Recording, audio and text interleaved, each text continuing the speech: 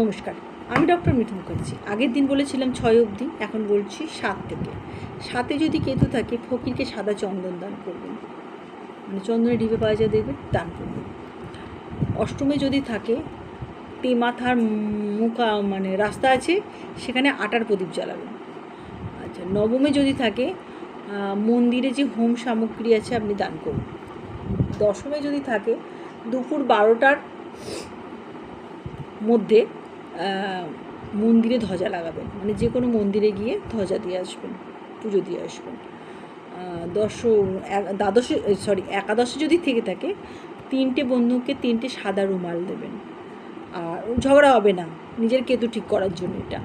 আর দ্বাদশে যদি থাকে, ত্রিবেণী সঙ্গম, যেমন আমাদের এখানে ত্রিবেণী আছে, হুগলির পর ত্রিবেণীর যে নাম জায়গাটার 3বার চান করে আসবেন যদি সুযোগ পান।